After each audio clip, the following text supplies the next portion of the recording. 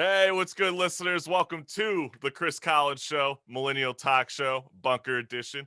Marissa and I, we're excited because it's our 100th episode. How's it going, Marissa? It is going fabulous. Hey, I love it. 100 episodes. Isn't that insane? We can finally say to people, we keep it 100, okay? We keep it 100. We're in the 100 club. Exactly. And, we always like to start off the show by giving you guys some of these cool historic anecdotes that have happened in the past on this day. So 47 years ago, Kiss released their first album, which is pretty gnarly. And also one of my favorite guitarists, Black Sabbath's Tony Iommi, was born in Birmingham, England today in 1948. And also, I thought this was kind of fascinating for all the soccer fans out there. In 1910, Manchester United played their first game ever. That's pretty wild. Man, you. Right? But we've got a great show for everybody because Marissa and I are celebrating our 100th episode by looking back at our favorite moments from the first 8 seasons of the Chris Collins Show, Millennial Talk Show. Also, don't forget to check out our brand new YouTube episode drop featuring strike a chord artist, indie pop star, Chloe Wilder. And I also saw she got a huge shout out from MTV this week. So, I mean, kudos to her. I know. See where she's going. She's on MTV. That's a big, big deal. But all right, Marissa, it's time to rock and roll.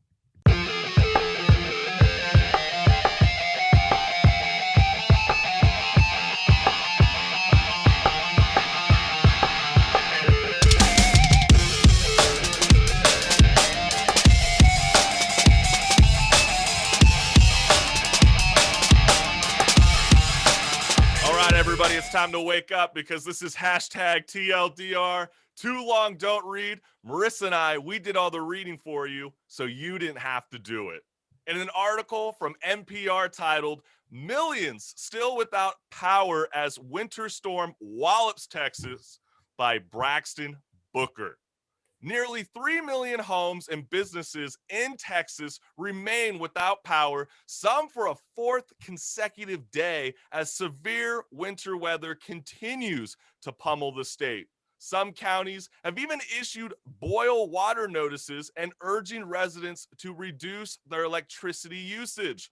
As Republicans blame frozen turbines on progressives pushing for a Green New Deal, Democrats are pointing the finger at Republicans for taking zero accountability when the state's dominant political party has been red since the 1990s. And if there's anything that we've learned this week in Texas, not even Greta Thunberg knows what the climate will look like in the future. So, Marissa, can our politicians please, please stop fear-mongering and bring relief to the American people suffering from this travesty? So what's your thoughts on all this? Well, I think Ted Cruz stopped doing fear-mongering, seeing as he went to Cancun with his family, and it was not a pre-planned trip. They did it right their cold house, and backlash hit so bad that he flew back the very next morning. He was scheduled to fly back Saturday afternoon. So not too happy. I mean, it's funny that you mentioned that because I know Democrats were calling him out, obviously because he voted against Hurricane Sandy relief. And now that he's asking Biden for help and then goes and takes a vacation to Cancun, maybe he's got the nice orange tan, who knows? Maybe he caught some sun.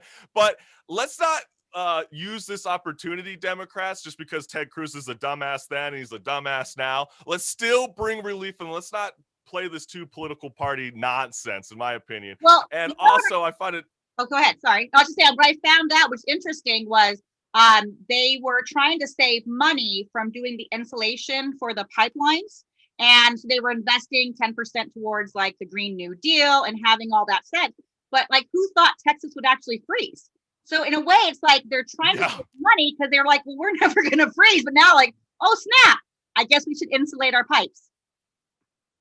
Yeah, exactly. So, the thing is, heavy snowfall and ice storms and bitter temperatures continue to put enormous strain on the state's power grid, which manage roughly 75% of Texans in the Lone Star State.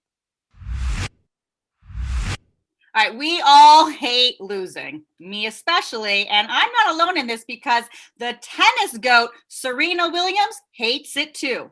Because in an article from BuzzFeed titled, Serena Williams stopped a press conference and left the room in tears after questions and rumors about her retirement by Ben Henry. When asked if it was a farewell, Serena gave a wry laugh and added, I don't know.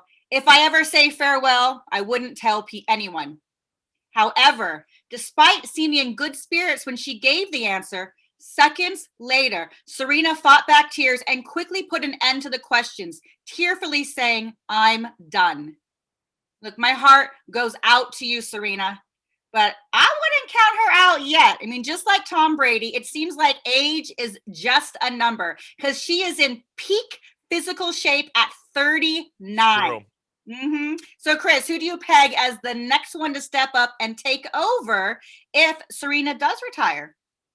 How am I supposed to know that? I don't really follow too much of the women's tennis, just to be real with all the listening audience. But you know what I find a really fun debate that a lot of people talk about is who is the real GOAT of all sports? Is it Tom Brady or is it Serena Williams? What do you think, Of Marissa? all sports? Like, of who's all, like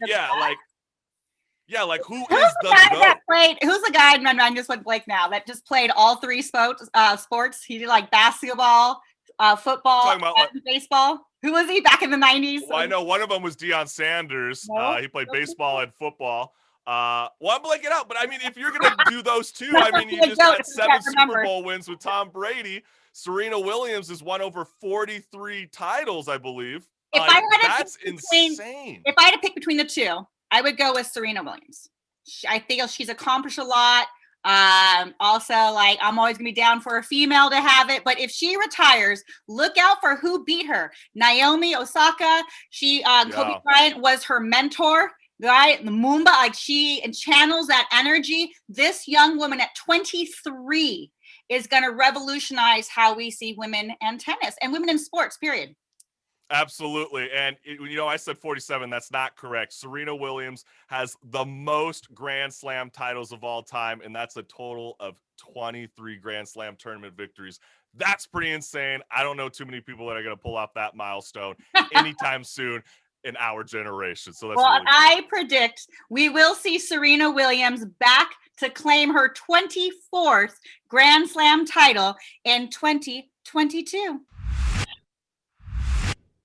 In an article from AOL titled, "In Surprise Move, Facebook Blocks News Access in Australia," by Rod McGurwick. In a shocking retaliatory move on Thursday, Facebook blocked Australians from sharing news stories, escalating a fight with the government over whether tech companies should have to pay news organizations for content.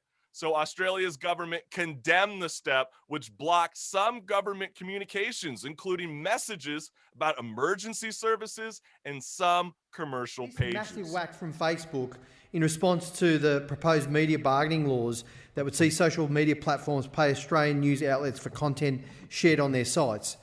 But it's not the main game.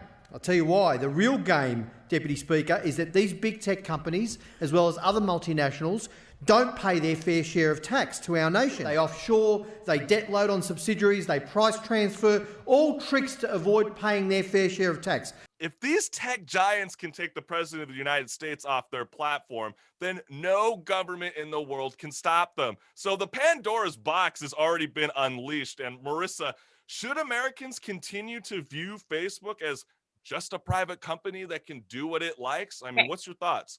It is a private company that can do what it likes. I mean, that's unfortunately the reality of the situation. It cut off emergency communications in the whole country. Hey, if you are only getting your news from Facebook, that's a problem. Look, I'm not agreeing with the sense that Mark doesn't want to pay. I mean, actually, I do agree with the sense he doesn't want to pay stuff. Like, I understand that.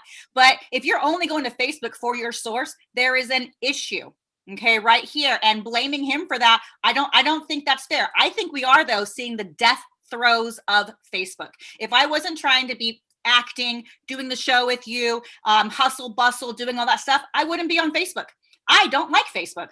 Yeah. Well, most people don't. And I mean, my whole thing with this whole situation was I did find it a little alarming that the Australian government was asking to have to pay for content for journalists. I find that kind of strange. But the reason why they wanted to have journalism start getting paid on their platform is Facebook only paid $580 million in Australian taxes. No, they made $580 million, but only paid $15 million in taxes. So that's 3 cents to the dollar, which is insane. So I know Prime Minister Scott Morrison lashed out on his own Facebook page, writing, "These actions will only confirm that the concerns that an increasing number of countries are expressing about the behavior of big tech companies who think they are bigger than governments, and that the rules should not apply to them. They may be changing the world, but that doesn't mean they run it."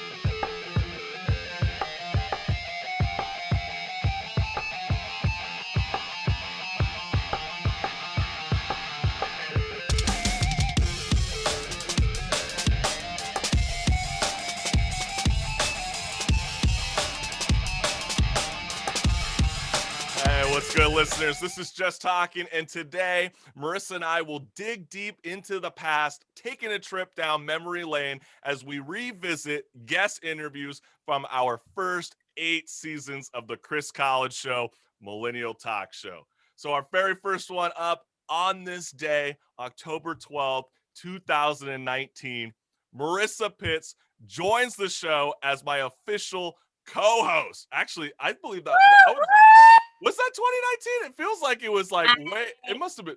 No, it's 2018. 2018. Why the hell do I have it on the note? See, that was a test for you because I wanted to see when you came on in. 2018. 2018 it was. That's how insane and how far back we've gone. And the reason why I chose this because this was our first in-studio interview at 22 West Radio was Jacob Tillman. He was an executive producer of De-Inked and winner of Best Documentary Film in 2018's Hollywood Independent Filmmaker Awards and Festivals on the development of laser tattoo removal. So I think this is the one thing that you kind of brought up a good point, because it's like I always thought laser removal will completely take the tattoo out. It can. It can. Mm-hmm. Depending on what color it is. Yeah. That's the interesting point. Black, it'll come off, no problem. I never. Yeah, it's where the inks live in your skin as well. Like black is actually closest to the top. That's why it is isolated and easy to go away the quickest. So, but something like white, it's a laser. So if you think of a color wheel, I have red in my rose. It would actually use a green laser to get rid of the red. Oh, interesting. So it's just, but white, it has nothing to reflect off of. So it literally has a hard time. Right now, they don't have a cure for that. So, oh, that's very promising for all the tattoo guys.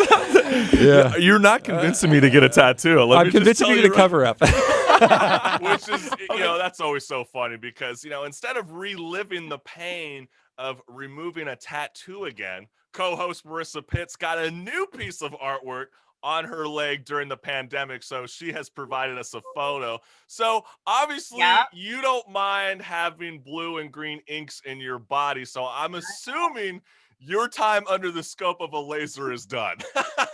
Yeah, as I kind of said on that show, I actually keloid scar.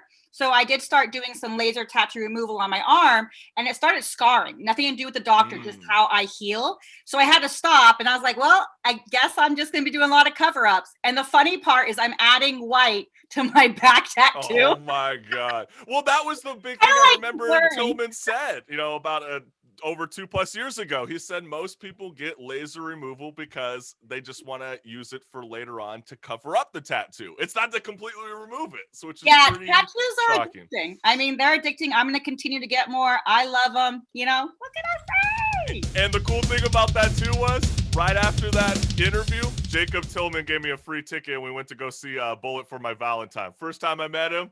Then I met him later that day in Hollywood. We went to the Wiltern, saw Bullet for My Valentine, which was incredible. So shout out to you, man. I will never forget that.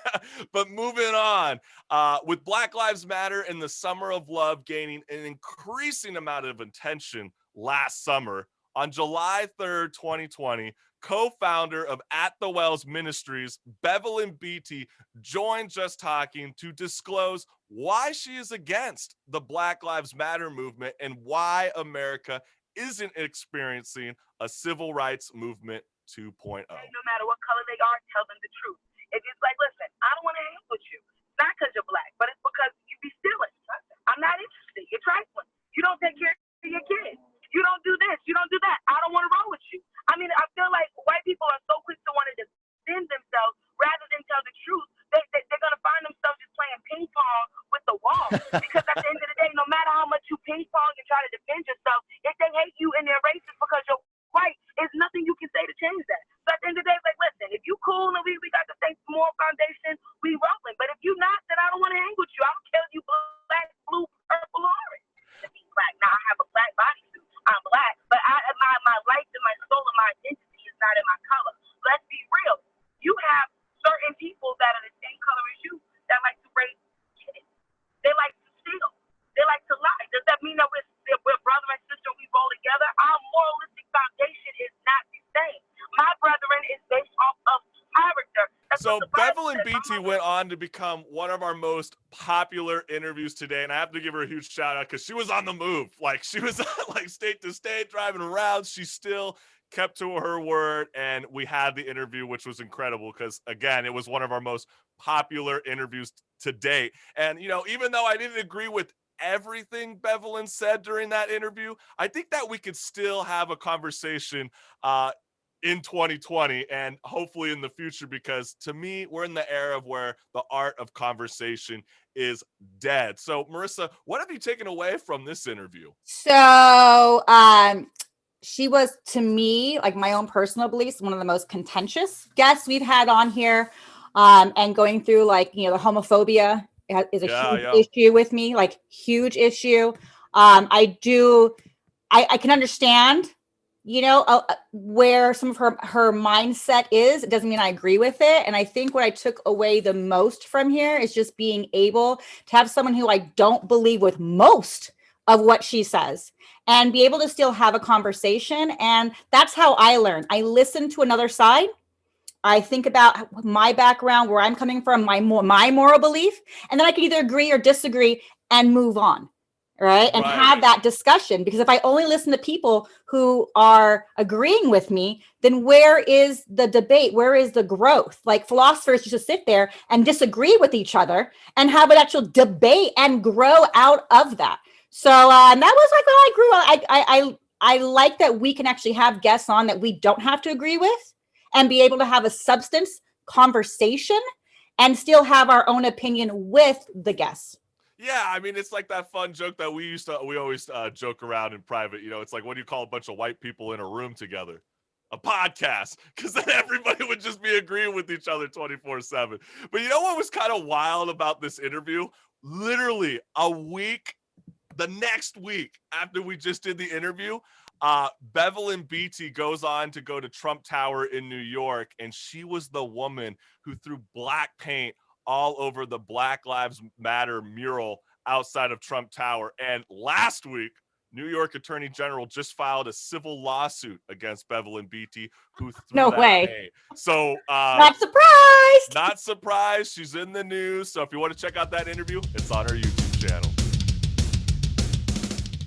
On November 8th, 2019, Vox film critic and CCS contributor Alyssa Wilkinson made her first appearance on our Millennial Talk Show. And one of our favorite moments with Alyssa Wilkinson was her bold and correct prediction for the hottest film of 2019, before most people realized it would change Oscar history forever. So let's roll the clip.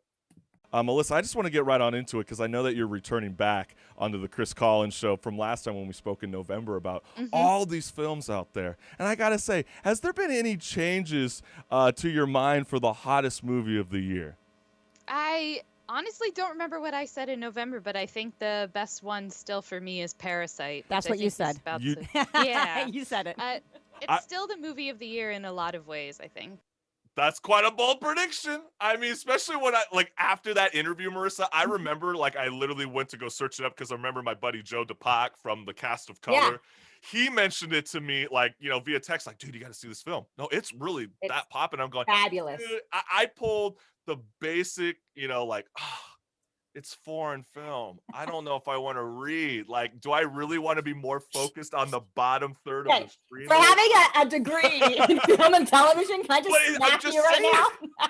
No, I know, but I think that, it's like what we mentioned on the show. I think most millennials have gotten used to watching foreign films. I think when we used to grow up, people used to dub English voices on top of Asian actors or Mexican actors, whatever, and it just throws you out of the whole vibe of what the film's bringing, because then you can't feel those emotions or at least hear that tone coming out of their voice. So I thought that was kind of wild, but I did want to have some fun with you on this because we're excited to announce that Alyssa Wilkinson will be joining us next Friday, February 26th, for a forecast of the Golden Globes. And Marissa, do you have any predictions so far on what? Okay, I do. All right. Okay.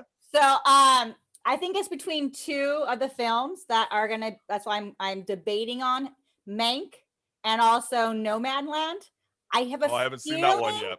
I have a feeling Nomadland is going to win. It's slow, peeps. And I feel like it's a movie made for old people because you thinking about life and your memories and it's slow, but it's well done. It's beautiful. For me as an older millennial, I can find the beauty in it because I am thinking back, here's my child growing, where is my life? But dude, if you're in the midst of your 25s and you want to I just want to go party, that one might be too slow. So we'll see what Alyssa says. Well, just looking at this list, most of them are pretty slow, other than I would say The Trial of Chicago 7. Honestly, none of these films. Movie. So it was The Father, Mank, Nomadland, Promising Young Woman, and The Trial of Chicago 7. Honestly, none of them would have been my best picture, in my opinion. I would have said The Defy Bloods or either the new film that just got dropped, Judas and the Black Messiah. Oh, I haven't seen that yet. You told me that's really good film. But if I'm looking down at this list, I would have to say it would be the Trial of Chicago 7, in my opinion. All right, that was let's the find one. out what I still Alyssa have to watch two of the ones that I haven't seen. So don't take my word just yet. Study up and see us next Friday. You'll know my final thought. I was doing the sound thing. Oh, so you were blowing into the wind. There it is. I was like, why aren't you shutting up? So obviously our listeners love fairies, boobs, demons, giants, and an ensemble unlike anything that we've ever seen before. And on October 19th, 2018, Marissa Pitts and I had the honor to interview voiceover anime icon Erica Harlacher, not just once, but twice on the Chris Collins Show Millennial Talk Show. So here's one of our favorite moments with Erica Harlacher channeling in her blockbuster character, Princess Elizabeth, from Netflix's Seven. I like that. Hey, why don't we have Marissa and Erica do something fun? You're doing this kind of porno scene, and Princess Elizabeth walks into something. She has no idea what's going on. Let's have Marissa. Let's have you start first. Why don't you cue some music, Marissa? Okay, let's get some music. I would like to. It's Thanksgiving. It's Thanksgiving here. It's a Thanksgiving stuffing. So, when you want to stuff a turkey, all you have to do is get some butter. Oh. And you rub the butter all over the turkey skin so it's nice and oily. Oh, that's a very good tip. Thank you so much. Hang on, let me take some notes. Oh. Okay, so butter, and butter. What else? And then you take the breadcrumbs and you grab a fistful and you shove it all the way up there. Go ahead and try. Okay, like this? Oh, that felt weird. I'm not sure about this. A virgin summer. Who knew that Princess Elizabeth was a virgin this whole time? And then Arnie comes in and he's like, no, you're not supposed to use butter. You're supposed to use my own sweat. That's how you make the stuffing of turkey. Was that a good one? That's all I That was got. good. That was good. Very good. Oh, okay. I just got approval from Erica Harlacher. My dreams have come Poor true. Erica was like, okay, Marissa, this you is try to derailing. get rid of my approval of Erica Harlacher right there. Why would you do that? Everybody knows my dream. So I felt so bad for Erica in this sense. I actually had to reach out to her because so my go-to, I didn't realize you're going to make me do like a voice impression if I could have. I could done like the Valley Girl. I mean, there's like so many different things. Like I could do Russian. I mean, there's so many stuff I could do, right? But my go-to when I'm on the spot is always sexual. I don't know why. That's how I improv. My improv is sexual. Well, maybe, Erica. maybe pretty soon you might be starting an OnlyFans account because it's not just for nudies. Maybe you can do some ASMR, and maybe you can. I loved Erica. From Erica. Because the thing about Erica is she is game. She's great, but now that she's working with Disney, as we all know, with The Mandalorian and people getting cut, she has to be really uber careful with how she's being perceived. And this poor, so she rolled up and she was like, uh-oh, we're derailing. It's going sexual. What's happening? Hey, listen, if you're going to be a part of a show called 7 Deadly Sins and know the kind of themes that are in that show, you got to kind of expect some of that to be coming. Yes, 7 Deadly Sins was definitely not Disney approved. Definitely not. So we know that Erica Harlacher's got a bunch of projects in the future, so definitely look for our 2 episodes with her live on our YouTube channel. But check this out. On October 23rd, 2020, Marissa and I hosted a jam-packed special premiere of the Millennial Vote 2020, discussing a variety of millennial issues ranging from affordable health care, student loan debt, education reform, affordable housing, law and order, and term limits. The episode had over 24,000 views. So that's amazing. So shout out to you, the active listeners tuning on in, because if you missed it, here's a snippet of one of the many guests during the Millennial Vote 2020. So here is Bitcoin billionaire and 2020 independent presidential candidate Brock Pierce with Washington Examiner journalist Eddie Scarry speaking on how millennials and what are should the they be sleeping thinking giants about of voting world. this November 3rd. Brock, let's start with you. Well, first of all, remember to vote. Remember to vote. That is your civil duty. It is your civil responsibility. 50% of the population of the planet is under the age of 35. The youth of this country are the sleeping giant. And when they wake up and they're ready for change, we're going to get it. Remember to vote. Remember to vote your conscience. And Eddie, I'd like to invite you, if you're in Washington, D.C., I will be there on election night at my new house. If you'd like to join us, please do so on November 3rd. Very cool. I like that. Hey, Eddie, so 30 seconds. What do you want to leave for the millennial audience voting on November 3rd? Well, yes, I would definitely like to join you. That would be fun. And I appreciated so much of what you had to say. The one major disagreement I have is if you are not voting for Trump, do not remember to vote. Do not go out and vote. That is why my book is Go Up and Vote for Trump. Why 2020 is your last chance to become an adult. I lay it all out. Again, you may not like the way the president tweets, the way he talks. You may not want him as your Thanksgiving dinner guest. But growing up, it means voting for Trump because it's your future, it's your safety, it's your 401k, it's your children, and that's what you got to do. Well, so Eddie, on that note, if you're not going to vote for Trump, you could conceivably say, well, then you should vote for Brock, and a vote for Brock is a vote for our future. No? Okay, fine. You guys are too nice. So much. Well, I want to thank you again, Brock Pierce, for joining the Chris Collins Show, and Eddie Scarry as well. And much success for you guys moving forward. Thank you again for joining the Millennial Talk those Show. 2 guys, they're great. And we got lucky to actually have them on for season 8 this season. Okay. So that was really cool. So please check that out. It's on our YouTube channel. They are phenomenal guys. Just real quickly, Eddie Scarry. If you guys don't follow him on Twitter, I recommend it. I don't agree with probably half the stuff he says, but he is so witty. His sarcasm is so spot on that I just chuckle and laugh on a lot of his stuff. Like he slays me. Well, obviously, millennials, including Gen Z, must have heard Brock Pierce's message because before the November election, young eligible voters turned out at a higher rate than 2016, playing a key role in tight races. So that is very cool. And also, Joe Biden should give some praise to millennials and Gen Z because they're one of the very core people that brought this newly elected president into the White House, which is pretty awesome. So here we go. On February 21st, 2020, fossil excavator Harrison Duran joined the show to enlighten everyone on the importance of paleontology and its effect throughout the science community. And who knew our entire childhood had been a lie? And when it came to the interpretation of the prehistoric beast, and yes, Jurassic Park is to blame for all of you this. On the side that or are they dinosaurs are colorful? But I then need I to hear know they're which one is it? feathery too. And are What they is feathery? it? What is a dinosaur? I think the early part of the 20th century, they were perceived as, or just similarly to reptiles today, right? Cold-blooded, slow-moving, lumbering. And more evidence has come out where we found out that they are social. They were most likely warm-blooded. Birds are the most common descendants, and they were probably vibrantly colored. In some specimens, we could actually tell the color of the dinosaur. And Marissa, I was thinking about this when I was looking back at all the old clips, especially with Harrison Duran. Obviously, we know that the third film in the series, Jurassic World, is going to be dropping next year, I assume, unless they keep delaying these blockbuster films.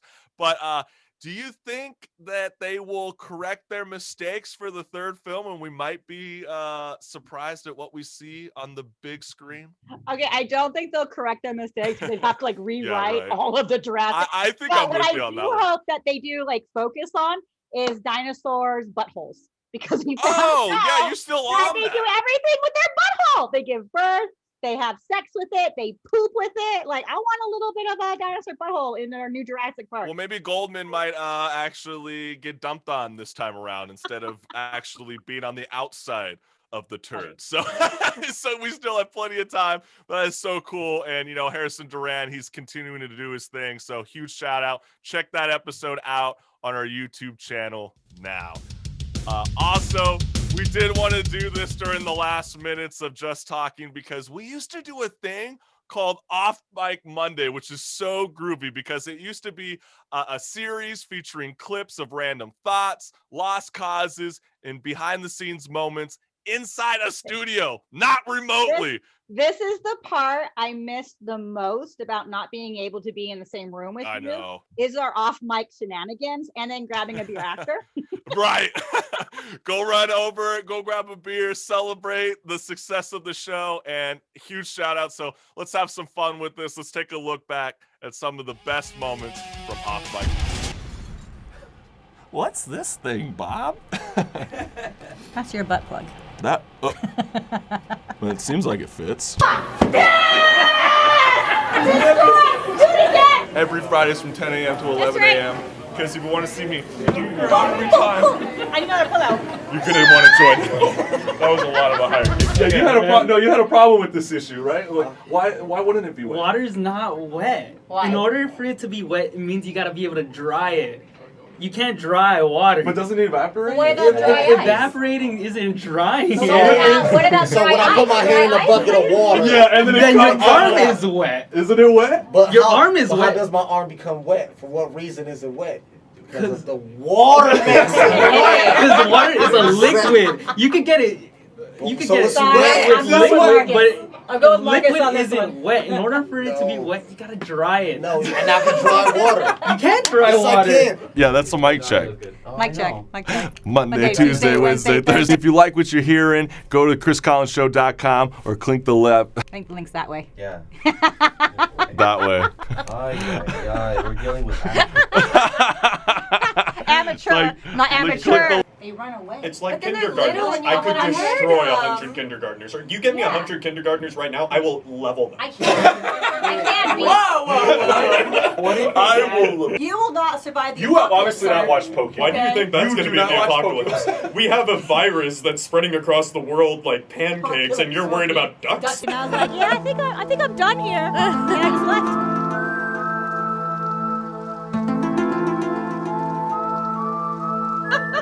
My eyeballs! Yeah, My eyeballs what are the hell is burning. wrong with you? Wasabi fumes. They hurt. That's what I thought you were saying. That's funny that you said. I thought you were saying sit up, and then because you were looking at me doing that, and then you looked at Marissa going, And I went, what the is this a choir?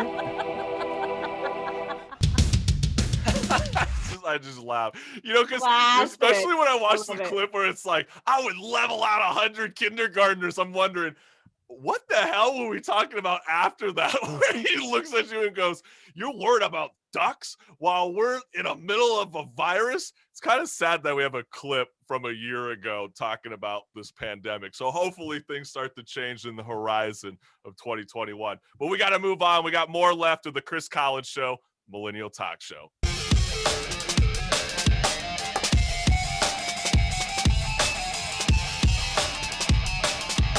What's good, listeners? This is Strike a Chord, and today Marissa and I will revisit memories from guest interviews from our first 8 seasons of the Chris Collins Show, Millennial Talk Show. So let's get right on into it. On this day, March 29th, 2019, rising star LiLi Joy joined the show to discuss her massive success from The Voice at just 15 years old. So here's LiLi Joy discussing her excitement of country artist Blake Shelton buzzing the pop sensation in to be a contestant for Team Blake.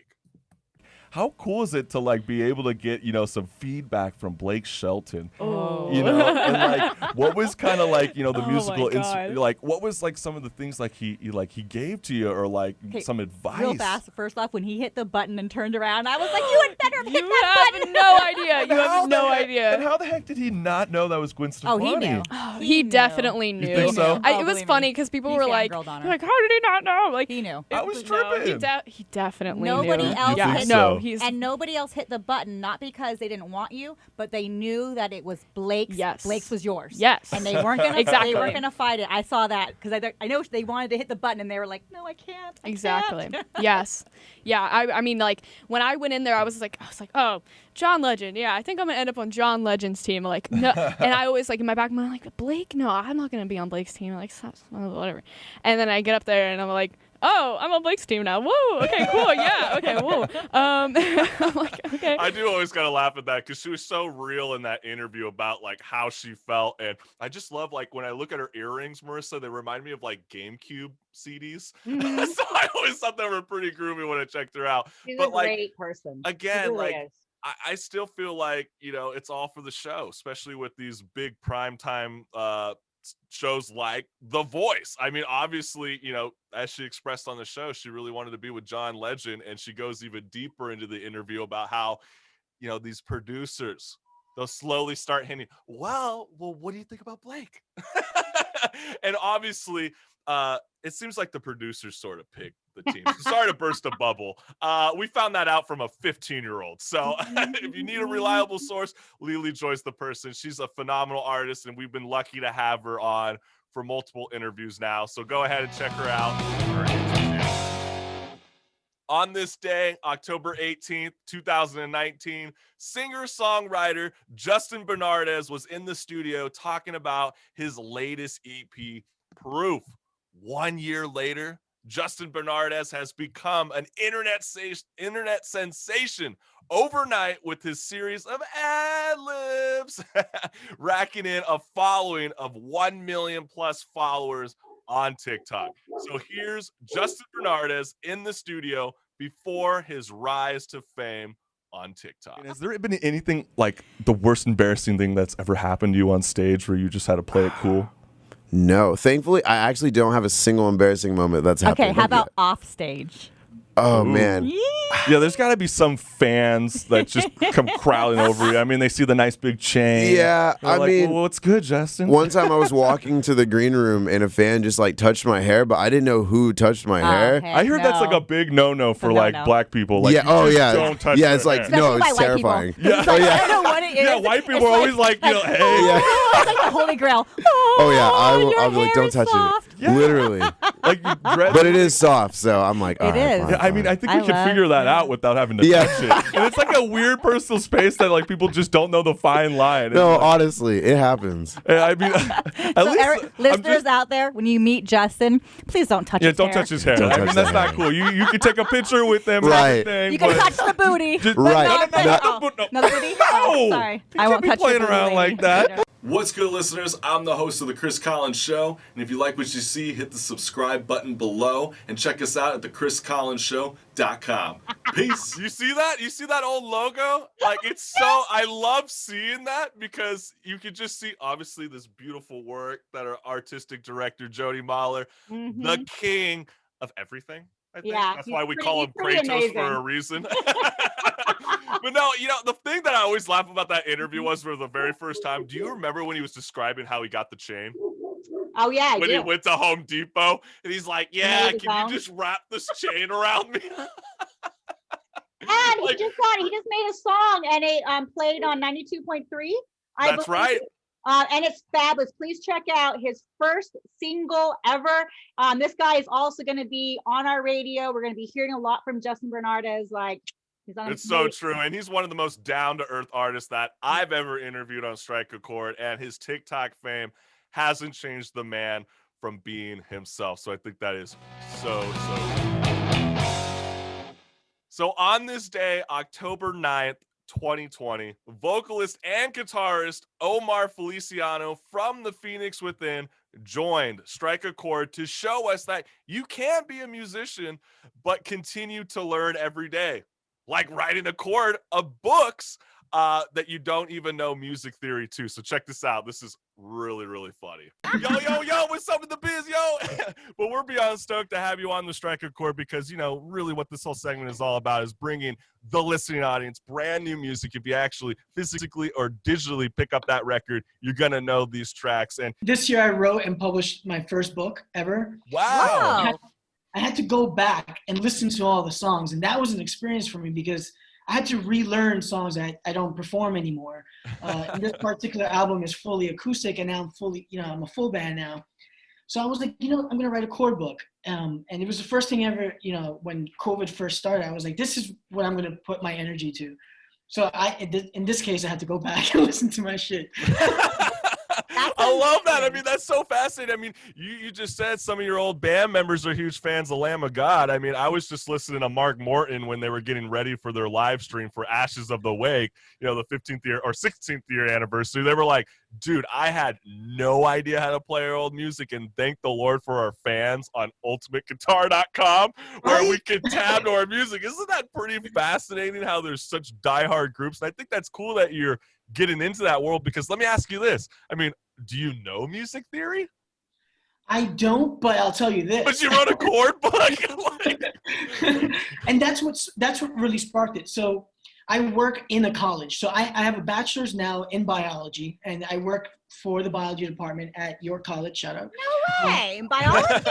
Yeah. You think to write a book? Biology? I know. Who are you? I mean, I think you are Superman. I sat at home and got fat. Like, that's all I did in COVID. I wasn't writing no So, books. I mean, obviously, Marissa, as a musician who's self-taught, it's so true what Omar is saying.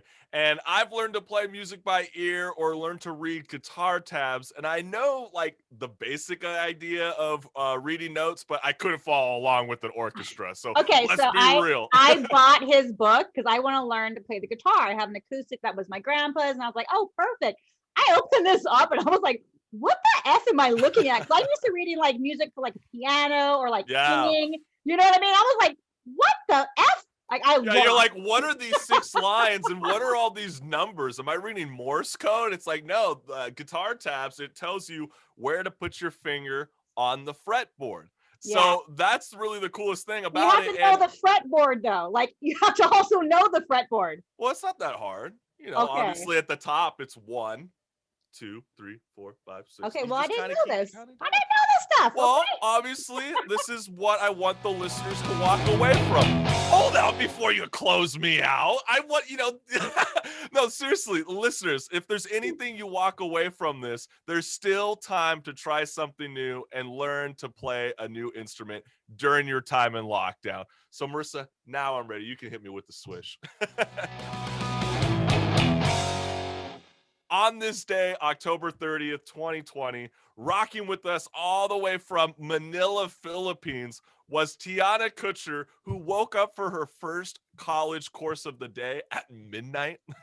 I don't know too many people who are that ambitious like her, but here is Tianakutcher calling for Apple and Spotify to respect the independent artist. I get very concerned with the future of new artists in this decade. And when I say that, I say, do you find audio streaming services such as Apple Music and Spotify doing enough to support the artist?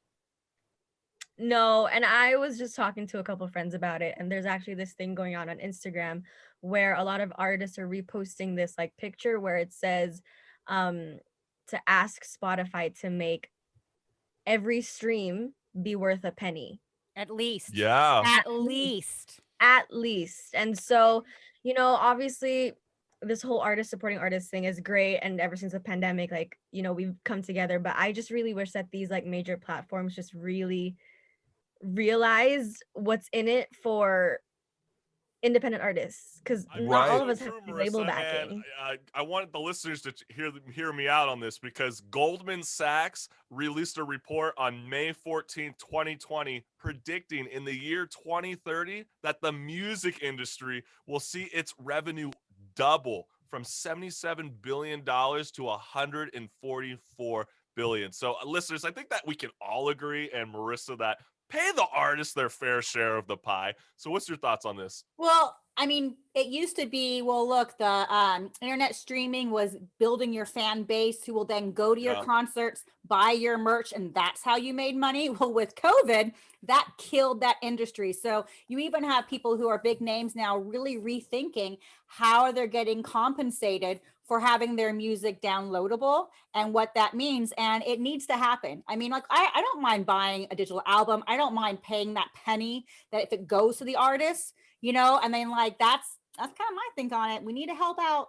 No, it's true. I mean, even when concerts do come back, yeah, you're going to see on merch tables the typical CD bundles and etc. But LPs have now outpaced CDs. It's because no one's actually using CDs anymore in your car, because hopefully you're not driving a Ford Explorer like myself and only have a CD. Most people have the luxury of maybe sticking a Bluetooth speaker in the back of your car and then just start streaming from your phone. I only buy CDs if it's like my friends' bands to help support. Like my ex just dropped a brand new album, Car Bombs in Babylon, One Way System. You know, I mean, I got the CD and like, you know, it's there. I have it, but I'm a digital person. I like to download my music.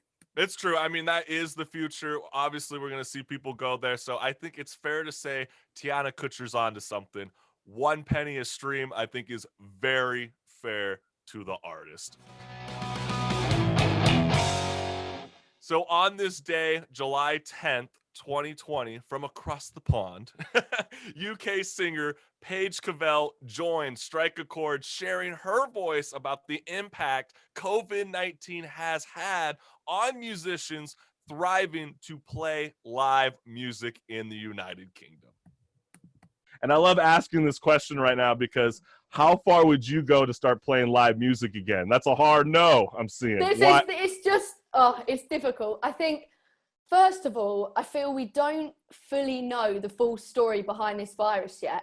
And I think, you know, my family and I, we're still taking social distancing quite seriously, wearing masks when we go out to the shops, etc. And obviously, lots of people have lost their lives to this virus. So it's pretty serious. But at the same time, obviously, I'd love to perform live. And I think if it gets to that point where we can safely do so, maybe an outside venue, and they manage to split it off in certain ways, then, you know, I'd be down for it. But I think for right now, it still seems a bit uncertain. But I saw one of a girl I met at a summer camp in LA, Berkeley. She has just started doing drive-through concerts in LA.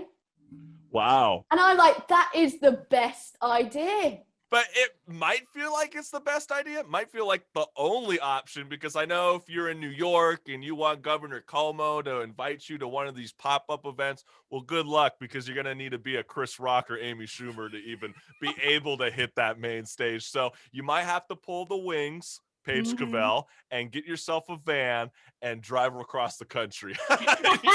Maybe stop by and play at the most hottest venue. Well, now with Maybe the Stonehenge, right? But now with the Brexit deal, musicians Yeah. and artists in the UK are trying to refigure this out because they're being taxed if they're coming over to do music. They can't have their instruments. They're trying to do it like under the radar. It's now expensive. It is no longer a free for all in the EU because of Brexit. So interested to see what happens when we bring her back on the show next year. That's so true. And also, it's been officially now, Marissa, one full year. I saw Machine Head live out at the House of Blues of Anaheim. Do you remember your last show that you went to?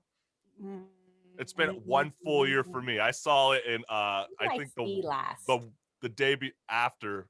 I think honestly, I think I saw my friend's band Badass that we had on. Oh yeah, they're an awesome group. The last one. It was in a bar out in LA. And I think that was the last one. I think I drank. I sang along to some of their little fun little pops, hang out with some friends. You know what? This is the sad part. You got a brain fuzz about your last time going to a concert. And I don't like that because it has been that long. That is so sad. And hopefully we get that that feeling of feeling the bass hit your chest. And then we can all join in together and do a kumbaya. But all right, I got to move on.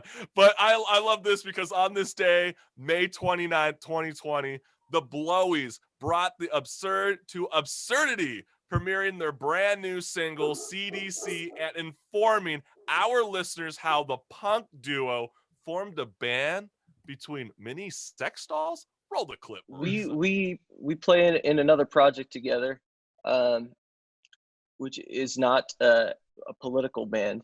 And we were on the road, and we ended up staying at this guy's place in West Texas. Was it West Texas? No, it was like out in Beaumont. Oh, East Texas. It was East Texas, right? In Towards Beaumont. Louisiana. Yeah, East Texas. Yeah. And they put us up for the night, and we got to the guy's place, and he just had all sorts of sex doll memorabilia all over the house. Wow. Including a blow-up doll in an American flag, like Rocky style boxers, in one of the beds we were staying. I mean, how rock and roll is that? I mean, literally their name, I think they're just honest people, right? I think they were our first music strike a chord guest when we went onto the bunker, weren't they? Because look at our background. Background, like no green screen. I got some weird wallpaper happening. You're in like this banner. No, I know, right? I put the banner, inside my studio. I'm on a MacBook 2011, but obviously we found out real quick within the first months, like, man, the camera quality is so bad. Then I got an awesome team within the CCS family hooking me up, so I'm able to set up a camcorder. Now I look so beautiful today. Now you can see the nice shiny glow in the waves of my hair.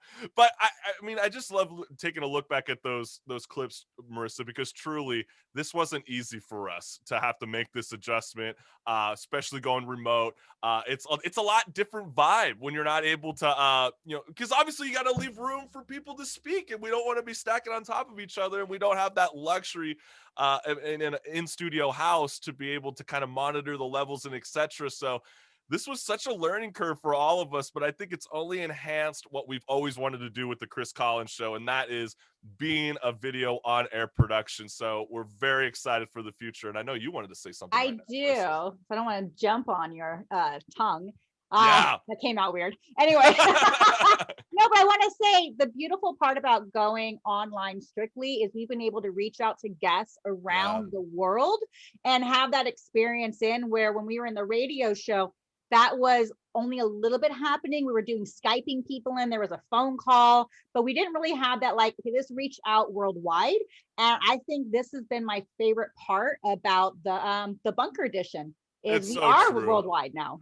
And they were one of our more popular Strike a Chord interviews to date on the Chris Collins Show, Millennial Talk Show. And I know Marissa and I were very excited to announce that the Blowies will be our inaugural guest for our brand new podcast series called Off the Fret. more music talk scheduled to launch next month. So take a look out for that. Sounded like a skipping record.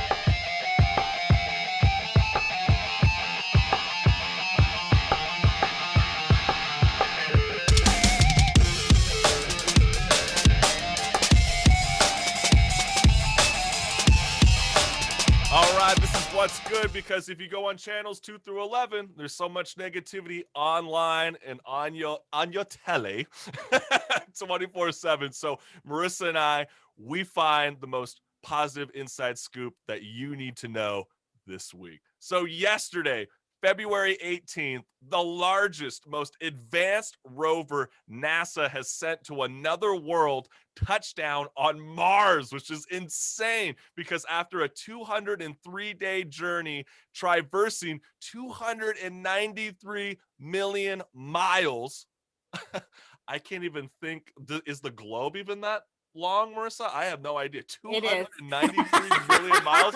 Like, that's really far. Like, that's far. Okay. It's far, but our globe at least is longer than Marissa's that. the one that's smarter than me on this point. But just imagine going straight for 293 million miles. That's insane. But the confirmation of the successful touchdown was announced in mission control at NASA's Jet Propulsion Laboratory in Southern California at 12:55 p.m. Pacific Standard Time. Packed with groundbreaking technology, the Mars 2020 mission launched on July 30th, 2020, marking an ambitious first step in the effort to collect Mars samples and return them to Earth. So, Marissa, I know that you're very excited about this landing. And do you have faith that NASA will find microorbital life on Mars? Okay, not only do I have faith that they are gonna find it, they're gonna show that there was water on Mars. Yes, they're gonna find out there was water on Mars. We already know that. They're gonna find the microorganisms. There was life on Mars. What I am interested in knowing, are they gonna find out that we came from Mars, destroyed our Mars planet, flew to Earth, right? And then because like it's been like, you know, millions of years, forgot that we came from Mars, right? I just need to know, like, where do we come from? Well, you know, I know that we want to keep the positive vibes, and I know you mentioned water, but I have to always laugh about this because I know they get so obsessed with like the tier. Oh, you're jumping to this already. Okay, let's talk about this. The reason we're showing this is an illustration of what this brand new rover Perseverance has attached to it. So this is a miniature Mars helicopter that NASA will attempt to become the first powered controlled flight on another planet. That is kind of wild. So when you're driving around going to Big Five and you get that $40 drone, maybe you might be NASA's brand new helicopter I want to be pilot. the astronaut that flies the drone. But you know what's kind of crazy about it is, what? Like, how do they know how that flies? Because when I was watching it yesterday, they didn't. It took them 11 minutes to confirm that the rover actually touched down on Mars. So imagine the delay of flying that bad boy. That's kind of insane. I mean, it's a very skilled person flying that rover, along with like probably a team of them. Right. And, like, the pressure on that. Don't crash. Don't you crash. Don't you do it. It's pretty intense, but it's awesome. I'm excited. It's so true. And according to NASA, the rover will characterize the planet's geology and past climate and be the first mission to collect and cache Martian rock, paving the way for human exploration of the red planet. And I want to give a huge shout out to my active listeners. Believe me, like Marissa and I, we cannot thank you enough, because this show wouldn't be possible without you. And also our many interns who have joined on to the CCS family, because honestly, you know, making this transition of a move, Marissa, going remotely, not seeing your face, maybe that's actually a good idea, because I know you wanted to touch Justin Bernardez's booty. Maybe I'm all about booty touching. I have to be careful. I'm going to get sued for sexual harassment, because I'm like, oh, you got a nice booty? So we're gonna have to keep you in quarantine and keep everybody out the door. But I do want to let everybody know that we're excited to announce that Vox film critic and CCS contributor Alyssa Wilkinson will be joining us next Friday to forecast the best films nominated at the Golden Globes this year. And if you like what you're listening to, go to thechriscollinsshow.com and become a member today and get that free CCS t-shirt. Much love, fam. I'll see you around next week. Peace.